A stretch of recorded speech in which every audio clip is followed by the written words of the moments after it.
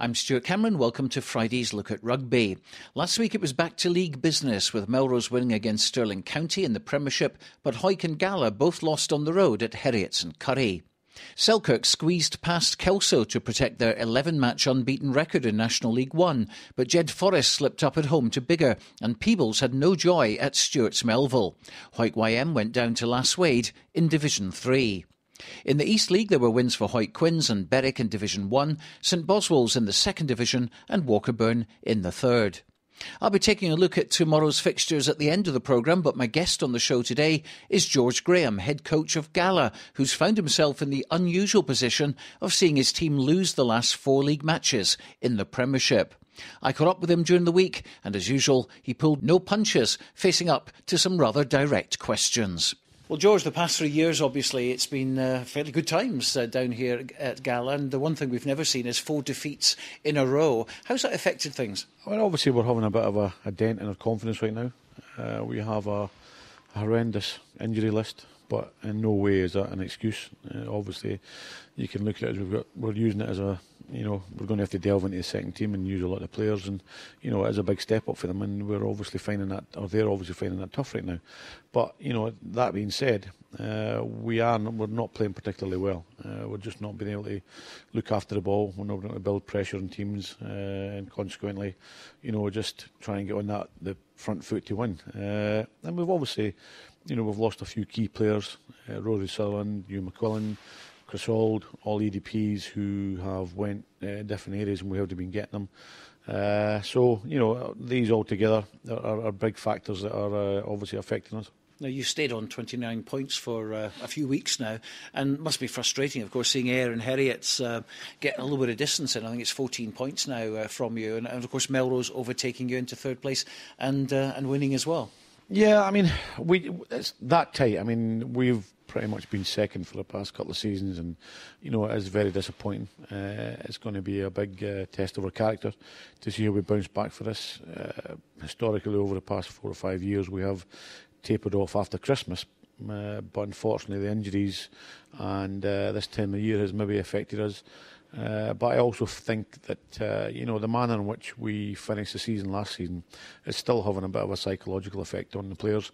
But we started off really well, although we got beat off at Ayr down there, but only by, I think it was 8 points or 6 points, whatever it was, I'm not sure. But I thought we played some real decent rugby, and then we went on a run of about 5 or 6 wins on the trot, albeit not playing particularly good, but still winning is what all you can ask for.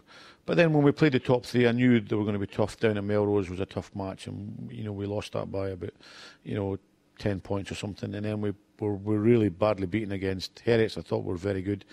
And then consequently we lost heavily again to Ayr, who are another good side, and they seem to be going from strength to strength, and we've sort of plateaued and not really done anything. And also when we've been plateauing, we've picked up a lot of injuries, which has not helped us. Now, of course, obviously, you look at the run of results, and it's your job as head coach to keep the morale going and keep the boys' spirits up. How difficult is that? Because obviously, we use the word pressure a lot. It hasn't really come to you a great deal in the past few years, but now there's the sense of pressure for results, and of course time's running out. No, I think that's a very valid point. I mean, we haven't been in this situation since we've pretty much since I've taken over, we haven't been in this situation. I think when I took over 5.5 years ago, I think we lost the first 5 games in the trot. But then we sort of, found our way, and we started working into things, and we went on a good winning streak. And we've been doing that, sort of successfully over the past 5 years. But, we have had a bit of a stumbling block, and everybody seems to be thinking there's a panic station. It's not particularly panicking. We just need to get back to basics, and we need to get back to, the way that it's made Gala great in the past couple of seasons. And, I'm sure with a bit of hard work and determination and a bit of character, then we'll get back to where we were. Now, of course, the irony of all this situation is the playoffs, which I know you don't like, and obviously you were talking about the team that runs away with the league should win it, etc. But from Gala's perspective, the playoff could be the get out of jail free. Yeah, I mean, it's well documented. I'm not a big fan of this format. because I think the team that finishes, as I said to you, the team that finishes first should win the league. But unfortunately, the powers that be have decided that they're going to have another playoff after that, which, probably is a good thing for us now, because we are hanging on to, fourth, us and Stirling, by the skin of our teeth. And I think, the way things are going, it's going to be a task for us to hang on to that. So there is a lifeline for us. There's, all the opportunities. We're still in the Scottish Cup. We're still in the Border League. It's still early days. We're just past the halfway stage. So, and yeah, there is a bit of a gap between the first two and 3 and 4. But, as I say, there is this opportunity that the playoffs are going to afford you to possibly sneak something. I'm going to throw in a stinker now. The elephant in the room question, as I would call it. Say, for instance, you got into the playoffs in 4th place and you went on to win the couple of games and you won the championship, okay?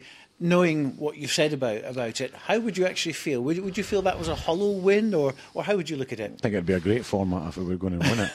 But I think it's a good question. I think, I can only control what I can control in terms of the players and what we do in the field. But in terms of what happens around us, I have no control on that. But if we went on to win it, I'd be first and foremost, I'd be pleased for the players, I'd be pleased for the club and the fans, and then obviously we'd have to think about where our focus was. And you obviously target to win every game, but I think in this format, maybe you don't need to target every game, because you need to make sure you just finish the top 4, and then obviously target the 2 games. And as we've seen with Bath, for instance, I think they were in the lead in the English Championship for 3 years running, ended up not being champions. Yeah, I think that that's very true, and I think I was going to say again, Gloucester finished the top a couple of times and they never won it either. And I think it all comes down to that conditioning and that mindset when you do get in these playoffs, and regardless of where you're playing away or playing at home, then you have to obviously seize your chance, and it'll come down to that. I mean, the way things are going now, I just hope we're one of the 4 teams that are there.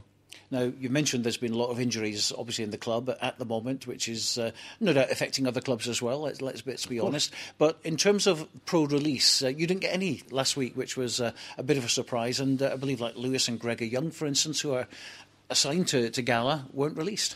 Yeah, I mean, I really don't know the answer to that. I don't know what Edinburgh are doing in terms of their policy on releasing players. They seem to be being professional training players just now. They don't seem to be professional rugby players, because all they seem to do is train.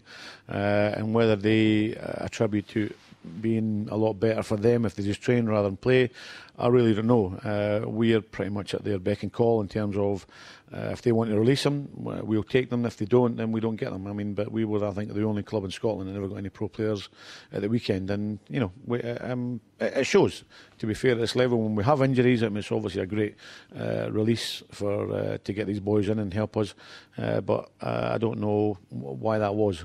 You'd need to speak to the Edinburgh. Because it's so frustrating, for the player. I've spoken to Lewis and Gregor many a time, and they said, look, when they were given the chance of being wrapped in cotton wool before a big event or playing, they would want to play. I think they're caught between a rock and a hard place. They obviously want to just play rugby. They're border boys, they're assigned to us. They want to play rugby for Gala, and I don't think the choice is with them. It's up to Callum McRae, who's the boss of the Sevens. So I really don't know the answer to that question. I think you'd need to speak to Callum McRae, or you need to speak to Alan Solomons. We might get them this weekend. Yes, fingers crossed. And so to this weekend, Glasgow Hawks, big challenge. Massive. I think this is, every game now becomes a real test of character to see where we are, because we're not making any points and the teams below us are gaining points. And if we want to just keep that distance and keep in that top 4, we have to start getting some points, because as you rightly said, we haven't picked up any points in the past 4 league matches, which is unusual for us. So we need to get back to winning ways, and Saturday's going to be a very tough ask. Hawks are very strong at home, and we need to make sure that when we go there, we go with the right frame of mind and we go with the right game plan, and we make sure we execute it, because at the moment we really haven't been doing that, and it's been shown. We're leaving it to the end. I think we scored 2 really good tries at the end against Curry, but too little too late, and if we want to be in the hunt against Hawks, then we have to be with them pretty much the whole game. Let's not panic here. We've lost 5 league matches. And we're sitting 4th, and there's been a huge carry on about Gala's in free fall. That's people panicking. I'm not really panicking. Obviously, we're concerned about our injury crisis, which is having an effect on the team and obviously results. But in terms of where we are, how many teams are below us that have got more than 5 losses, but nobody's really, highlighting their deficiencies. So, I'm not panicking. We obviously just need to regroup. They've got a great bunch of players. They've got a great club. They've got a great staff, and we just need to pull together. And I'm sure we'll dig ourselves out of this. George Graham, as honest as ever, and it doesn't come any easier as they travel to play Glasgow Hawks tomorrow. And I can confirm they'll have Gregor and Lewis Young in the team. Also in the Premiership, Hawick host Ayr, looking to do the double after their surprising and well-deserved win early in the season at Millbrae. International fullback Jack Cuthbert will wear the 15 jersey this week, with another pro, Joaquim Dominguez, in the centre. Here's the Greens' Bruce McNeil. Yeah, Ayr will be tough as tough as what Heriots was, and we're looking forward to that. We managed to sneak a win at Millbrae a few months back, so we're pretty excited about that, and we can right the wrongs that we did against Heriots. We'll be looking forward to that game. And it's another game there where they came back at you, isn't it, at the Ayr match early in the season? Yeah, no, we've certainly got to earn this out, Stuart. If we get a foothold in the game, we've got to keep going. We can't afford to let teams back into these games, especially the quality that we're against. We'll certainly be working on that, and at half time we'll be getting a rollicking rather than a cup of tea, I think, this Saturday.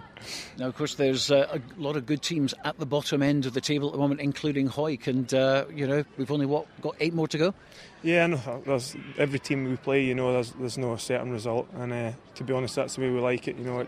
There's no team running away with it, which is good. Everybody can beat everybody, so that's what it's all about. And whatever team turns up on the Saturday, and wants it the most, will probably win it. So we'll certainly be looking to do that against Ayr. Melrose travel to play Boroughmuir tomorrow, and they'll have pro scrum half Sean Kennedy starting at 9, with Bruce Colvin moving to the wing. In National League One, Selkirk take on Biggar in a bid to increase their 10-point lead at the top of the table and, of course, remain unbeaten after 12 matches. And with 4 of their closest rivals doing battle with each other tomorrow, it should make for a very interesting afternoon. Jed Forest must surely get 5 points from their home game against Hillhead Jordan Hill, who are yet to score a league point this season, while Kelso Peebles do battle at Poynter Park, where a Kelso win will close the gap on Peebles in the middle of the table. In National League 3, Hawick YM are at home to RHC. East League 1 sees Berwick at home to Linlithgow. Duns host North Berwick. Hawick Quins are away to Portobello, and the derby in that division is between Hawick Lindeen and Langham. Earlston are on the road at Leith in Division 2, while unbeaten St Boswells travel to Pennycook. In East League 3, Gallow IM welcome Queensferry, and Walkerburn are up the road to face RDVC.